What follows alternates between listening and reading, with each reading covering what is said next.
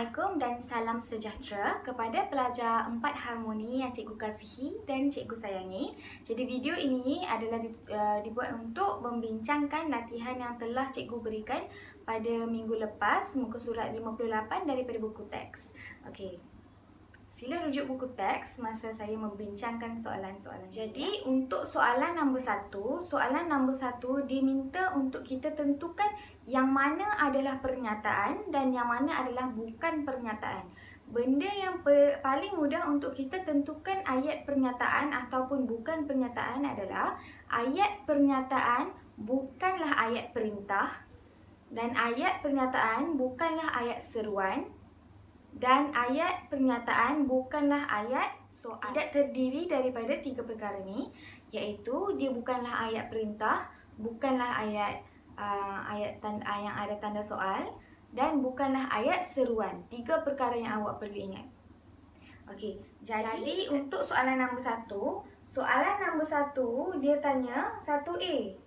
Dia tanya yang manakah di antara berikut adalah ayat pernyataan. Jadi 1A dia cakap, marilah kita bermain di padang. Adakah ini ayat pernyataan? Ini bukan ayat pernyataan sebab ini adalah ayat perintah.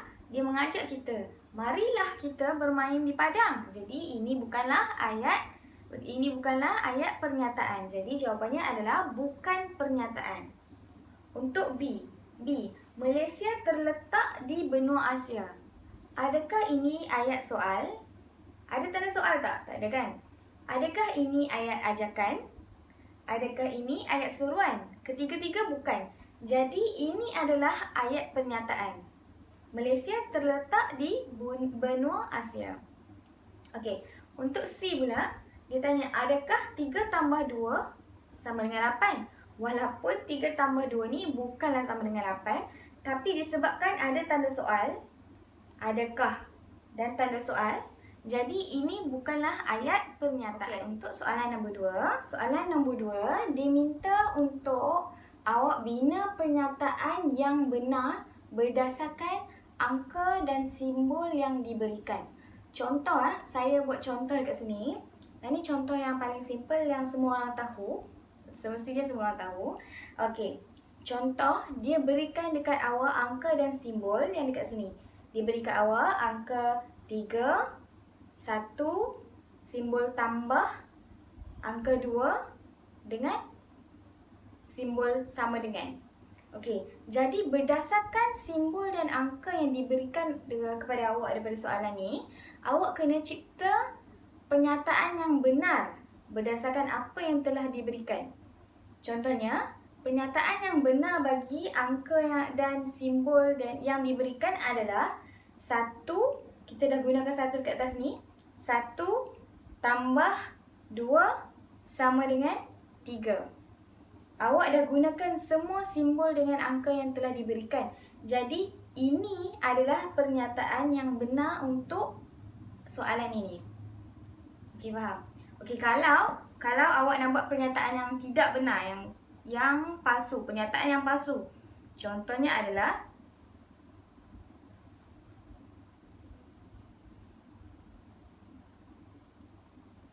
okey. Ini adalah pernyataan palsu bagi pernyataan tersebut. 2 tambah 3 sama dengan 1. Betul ataupun tak? Ini adalah salah. Jadi jawapannya adalah yang atas ni. Ini adalah pernyataan yang benar. Okey, ini soalan nombor 2 berdasarkan yang dalam buku teks. Okey, saya nak tunjuk macam mana nak buat. Okey, ini adalah jawapannya adalah nombor 2A. Nombor 2A dekat sini dia bagi kat kita. Okey, untuk nombor 2A, dia berikan kepada kita angka 23, simbol tambah, angka 9, angka 40 dan simbol lebih besar daripada. Okey, macam mana kita nak susunkan semua angka dan simbol ini menjadi pernyataan yang betul? Macam ni. Kita dah nampak kat sini simbol lebih besar daripada kan?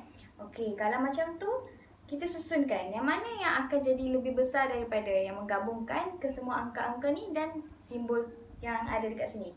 Okey, contoh yang saya boleh berikan, 40 tambah 9 sama dengan 49 lebih besar daripada 23. Betul atau tak betul? Jadi pernyataan ni benar ataupun tak benar? Benar kan? Jadi ini adalah pernyataan benar bagi 2A. 49 lebih besar daripada 23. Okey, faham? Okey, yang 2B dia bagi dekat kita set 369, set 3 dengan simbol subset. Jadi macam mana kita nak susunkan menjadi pernyataan yang benar? Kita tahu 3 ni ada dalam set 369 kan? Jadi pernyataan yang benar bagi soalan 2B adalah set 3 adalah subset bagi set 3 adalah subset bagi set 369 sebab 3 ada dekat dalam set 369. Jadi dia ada dekat sini. Ini adalah pernyataan benar bagi soalan yang 2B. Okey, untuk C, untuk soalan 2C, dia bagi dekat awak nombor ataupun angka 5/6, 1/4, simbol darab dengan angka 10/3. Jadi awak boleh try je guna kalkulator macam mana boleh dapatkan jawapan betul sebab kita nak cari pernyataan yang benar. 1/4 darab 10/3 sama dengan 5/6 adalah pernyataan benar bagi soalan yang ni. Okey, awak boleh cuba tekan kalkulator dan tengok jawapannya betul ataupun tak. Kalau betul, jadi pernyataan ini adalah benar. Kalaulah awak punya angka ni tertukar, jadi dia bukan lagi pernyataan yang benar. Dia pernyataan palsu.